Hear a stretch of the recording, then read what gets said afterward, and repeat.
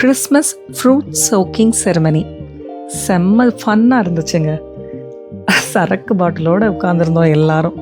வருஷத்துக்கு ஒரு தடவை இந்த மாதிரி எல்லாரும் ஒன்று சேர்ந்து ஒன்றா உட்காந்து பழங்களெல்லாம் வெட்டி ஊற வச்சு அதை கேக்குக்காக ரெடி பண்ணுறதுங்கிறது ரொம்ப ஜாலியாக இருக்கும். ஆக்சுவலாக நாங்கள் பாட்டு போட்டு சவுண்டாக பாட்டை வச்சுட்டு ஆளுக்கு ஒரு திசையில் எது முடியுமோ எல்லாத்தையும் உட்காந்து பொடி பொடியாக கட் பண்ணி அது எல்லாத்தையும் ஒன்று அரேஞ்ச் பண்ணி இந்த தடவை அதுலேயும் நாங்கள் டிசைன் பண்ணணும்னு நினச்சது உண்மையிலே இவங்கள தான் சொல்லணும். எவ்வளோ பொறுமையாக சாமிக்கு பூ அலங்காரம் பண்ணுற மாதிரி எனக்கு இந்த டிசைனை பண்ணி கொடுத்தாங்க.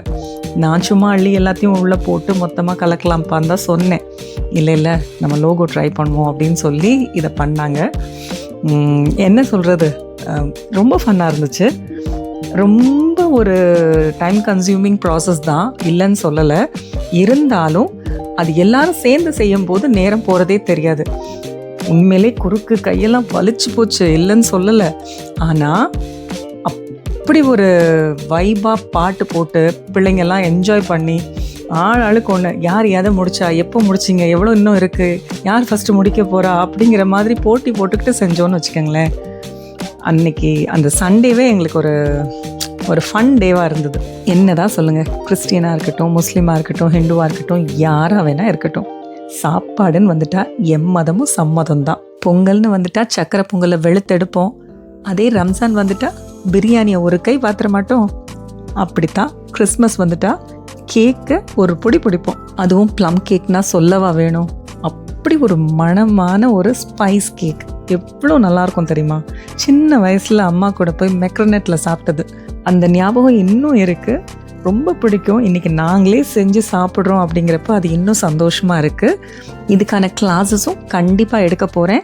அதை விட ரொம்ப முக்கியம், இதுக்கான ஆர்டர்ஸ் தயவு செஞ்சு உங்கள் ஆர்டர்ஸை ப்ளேஸ் பண்ணுங்கள். ஏன்னா ஆர்டர்ஸ்க்காக தான் இவ்வளவும் ரெடி பண்ணியிருக்கோம். Premium rich plum cake with alcohol, அதே மாதிரி premium rich plum cake without alcohol, ரெண்டுமே நம்மக்கிட்ட இருக்குது. இது மட்டும் இல்லை, எக் வெர்ஷனும் இருக்குது, எக்லெஸ் வெர்ஷனும் இருக்குது. ஸோ நீங்கள் என்ன கேட்டாலும் செஞ்சு தர நாங்கள் ரெடியாக இருக்கோம். உங்கள் ஆர்டர்ஸ்க்கு விதுஸ் கிச்சன் எதிர்பார்த்து காத்துட்ருக்கு.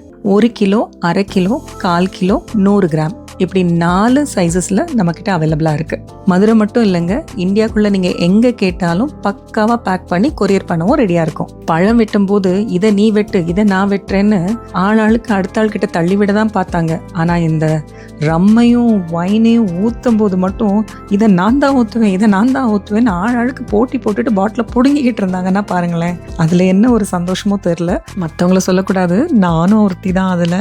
ஏன்னா நான் ரம்மையும் ஊற்றுனேன், வைனையும் ஊற்றுனேன், 2 கையிலே 2 வச்சு ஊற்றிட்டு இருந்தேன். என் பையனுக்கு கூட கொடுக்கல. என்னமோ அதில் ஒரு ஜாலி. வருஷத்துக்கு ஒரு தடவை தானே இந்த சான்ஸ் கிடைக்குது, அதையே மிஸ் பண்ணுவானே அப்படின்னு போட்டி போட்டுக்கிட்டு எல்லாரும் சேர்ந்து செஞ்சோம். ரொம்ப ஃபன்ஃபுல்டாக இருந்துச்சுங்க போன சண்டே. நாங்கள் நல்லபடியாக சோக் பண்ணியாச்சு.